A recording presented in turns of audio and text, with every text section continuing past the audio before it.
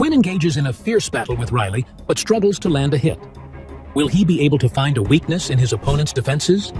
Can he continue to resist the temptation of human blood? Or will his hunger eventually consume him? How long can he keep his secret hidden? And what will happen when someone finally discovers the truth?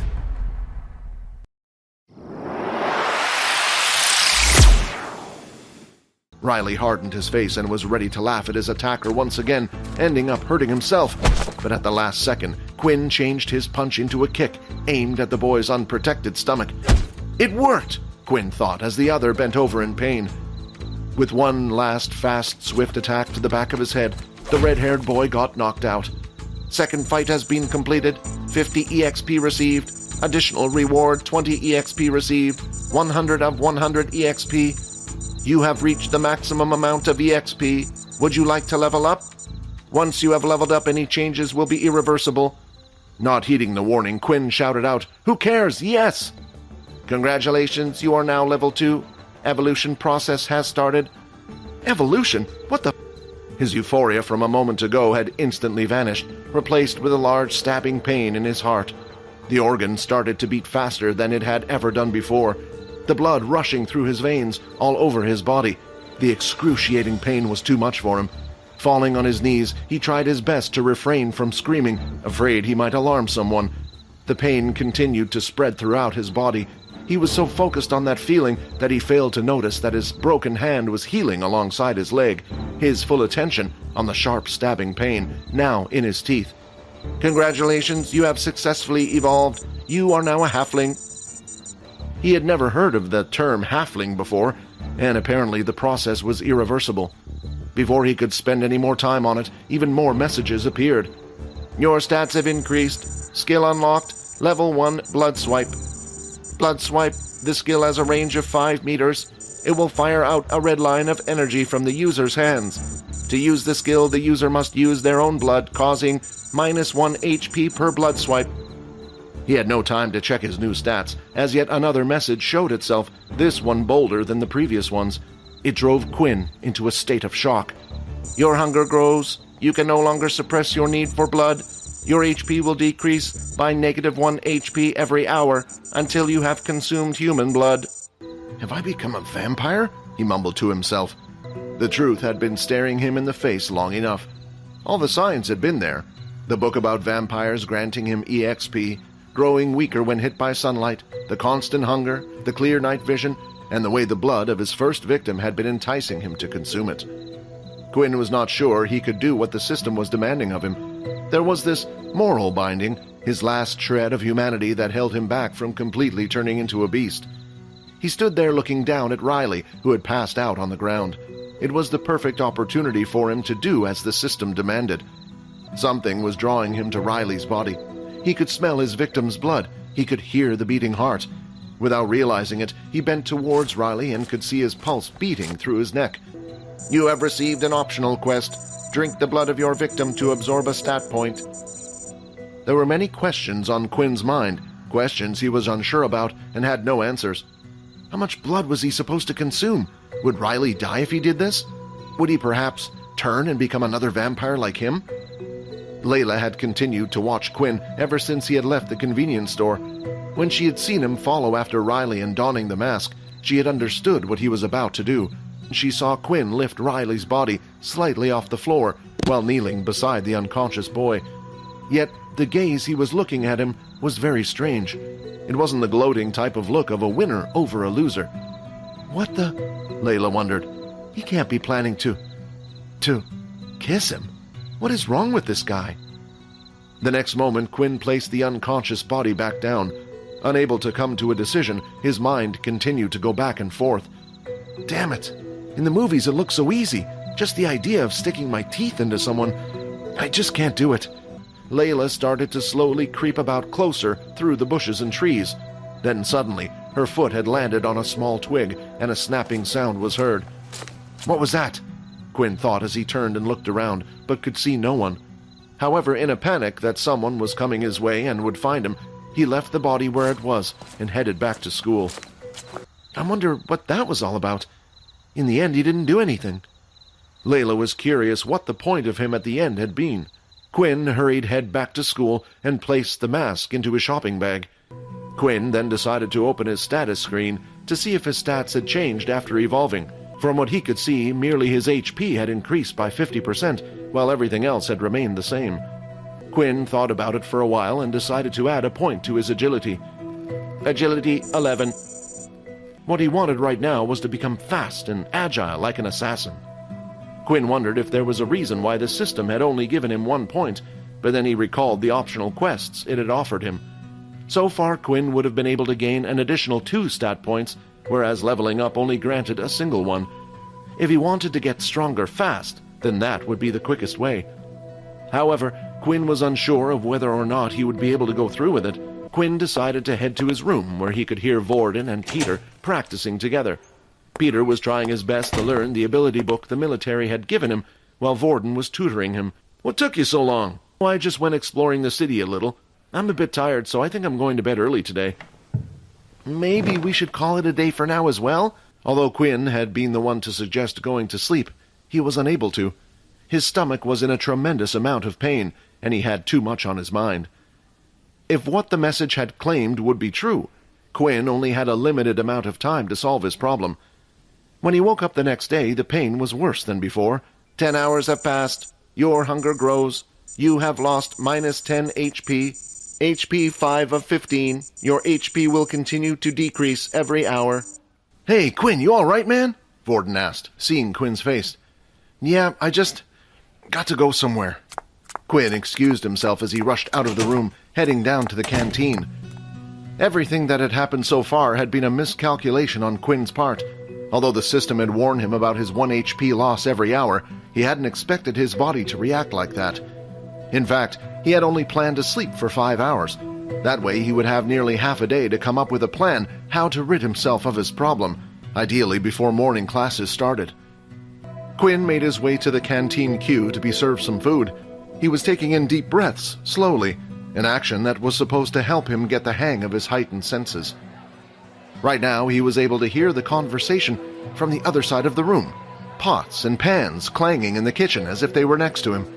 Slowly, Quinn was figuring out how to ignore all those sounds, clearing his mind. Just then, Riley entered the canteen. Surprisingly, he had no bruises on his body from yesterday's fight. The only possibility was that he had made a full recovery at the medical center. Nevertheless, he looked like he was in a terrible mood after that experience. Ironically, as soon as he saw Quinn, he decided to have found the perfect target to take out all his pent-up frustration on.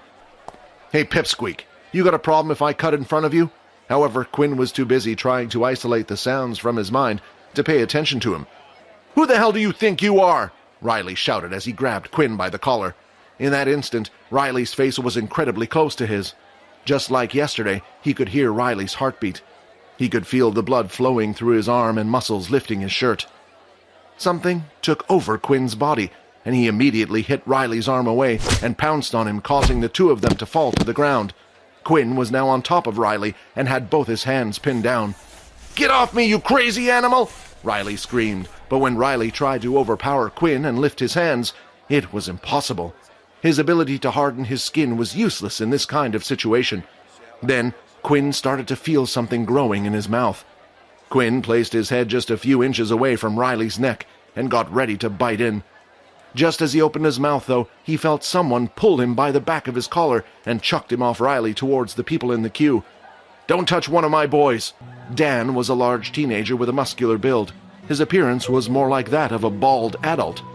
As soon as Dan took one step forward, though, Vorden stepped in front of Quinn with Peter. "Do you really want to cause a problem?" Vorden asked, lifting his arm to show the power level of his wristwatch. In reality, Vorden was only bluffing. Vorden's power very much depended on what ability he copied, and right now all he had access to was Peter's level 1 Earth ability. If they were to get into a fight here, there was no contest on who would win. Fortunately, Vorden's plan succeeded, as Dan decided to back down after seeing the number 5, taking Riley with him. After the canteen incident was over, something became clear to Quinn. The teachers wouldn't step in no matter what happened. He could do was try to calm himself down while in the middle of class and watch his HP slowly tick away. "What the hell is happening to me?" Quinn was worried. His hands wouldn't stop shaking. Each time Quinn's HP went down, It was getting harder and harder to control his own body. Quinn eventually ended up in the library. "Please have something I can use," Quinn prayed as he took out fantasy book after fantasy book about vampires. He sat on the floor and read one last book and found nothing of use. When he closed the book, he could see Layla standing there opposite him. "Are you okay?" Layla bent down so she was at eye level with him and placed her hand on his forehead to check his temperature. "Do you want me to take you to the nurse's office?" Quinn hadn't heard a single word she had said. Her neck had been too mesmerizing. The urge was uncontrollable. Sighing, he pulled Layla by the arm, bringing her close to him. A weak sorry escaped his lips as he bit into her neck. His teeth quickly sunk into Layla's skin, and at the same time a gush of blood entered Quinn's mouth. Surprisingly, Layla didn't feel any pain from this. Even if she wanted to resist, she couldn't. The bite seemed to have a paralysis effect. Finally, Quinn's hunger was dissipating. "Your hunger has decreased. Your hunger has decreased. You will no longer lose HP." Even though the messages appeared one after the other, Quinn continued to suck Layla's blood away. "HP regenerating. HP regenerating. 15 of 15 HP. Immediately he let go of Layla, causing her body to fall to the ground. "What the—" Quinn wondered aloud, unsure where he was. "Did I do that?" "A positive blood type has been absorbed. You have gained 1 strength." Thankfully, Quinn could hear Layla breathing, so he at least wouldn't have to worry about accidentally having sucked her dry. Unfortunately, there were 2 clear bite marks on her neck that needed to be dealt with. He then lifted Layla up with his 2 hands. To his surprise, discovered she was lighter than he had imagined. Not wasting any time, he headed to the doctor's office, all the while going over what had just happened. Would Layla remember anything when she got up, or would Quinn have to convince her to keep it a secret? If others were to find out of his rare ability, it would start a bidding war between the private companies and the military. They would do anything to get their hand on such a new type of ability. Before anyone could find out about Quinn, he had to become strong enough to protect himself. While Quinn walked down the hallway, he got quite a few looks from the other students. It wasn't strange to see someone carry an injured person in the school, but it was strange for a boy to carry a girl unless they were an item. After enduring all those strange looks, Quinn finally reached the infirmary. Inside there was a single female doctor named Haley. "There's a free bed there. If you could leave her there, I will get to her as soon as I can." Haley came over to where Quinn and Layla were and started to examine Layla. "What happened? I was in the library when I saw her on the ground like that. Classes ended not too long ago, so it can't have been too long since she passed out, yet the wound on her neck looks like it's already healing on its own. Is it okay if I wait here for her? Oh, young kids these days. She's lucky to have someone as caring as you by her side." No. We're just friends, that's all." After Haley had gone away to look after other students, Quinn decided to open up his status screen. Strength, 11. Agility, 11. Stamina, 10. So it really did give me an extra stat point after all. Quinn was theoretically able to drink anyone's blood to gain stat points. However, what would happen if he drank Layla's blood again? Quinn looked around the room and Haley appeared to be busy dealing with another student. He carefully took the syringe and hid it behind his back, and then quickly scooted over to where Layla was once more. "I'm really sorry about this, Layla," Quinn apologized to the girl, "but you're going to have to be my guinea pig." He carefully searched for the right spot, and just when he was ready to extract some blood, he heard someone crash into the room. "Quinn, thank God you're here. Quick, I've been looking everywhere for you. It's Vorden, he's in trouble." "All right, come on, let's hurry." When the 2 of them entered the assembly hall, there were already multiple students there mumbling about a commotion. "Did you see what happened?" "Yeah, that guy's a monster. How could he do that?" "Luckily, the second-year students were here to stop him." The assembly hall was completely trashed. Craters and rubble had formed on parts of the walls and ground. Burn marks and other things were there as well, and there was even blood. "What happened here? I don't know. Me and Vorden were busy messing around, practicing my earth ability together. That's when a bunch of second-years I'd never seen before came up to us asking for Vorden. Vorden told me not to worry, but of course I'm so worried, so I followed them. That's when I saw them take him to the assembly hall, but 2 of the students stood guard and wouldn't let me come inside. I didn't know what to do, so that's when I came looking for you." The smell of iron in the room was thicker than anything else to Quinn, and it led him to an area where dried-up blood could be seen on the floor. "Inspect.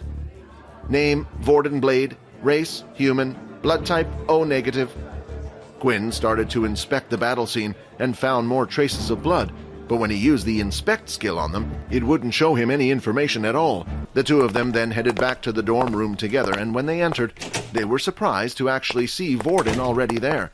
Just by looking at him, Quinn and Peter could tell he had been in a rough fight. "Vorden, what happened? Is everything all right?" "Yeah, just leave me be. I'll be fine. If you stay near me, you will just get hurt anyway." "Look at you! You have to go to the doctor's office! Come on, let's go!" "Just leave me alone, please." "Quinn, come on, say something! He needs to go to the doctor's office, right?" But as Peter turned around to seek support from Quinn, Quinn was nowhere to be seen. "Even he thinks I'm a monster." Just outside the dorm room, Quinn was leaning up against the door, panting hard and sweating. Although he had no reaction when looking at people anymore, it was different when he saw Vorden. Vorden still had fresh cut marks all over his body, and the smell coming off him was strong. Suddenly, Quinn felt like he had a craving for a little bit of blood. Whatever problems Vorden were dealing with now would just have to wait. Layla slowly started to open her eyes. As Layla looked around the room, she started to rub her neck, and at the same time, images had flashed through her head of what had happened at the library. She remembered everything. What secret is Vorden hiding? And how will it impact Quinn's life? Can Layla be trusted? Find out in the next episode. Subscribe to the Pocket FM Fantasy YouTube channel and press the bell icon for instant notifications. Check out our channel for more exciting shows.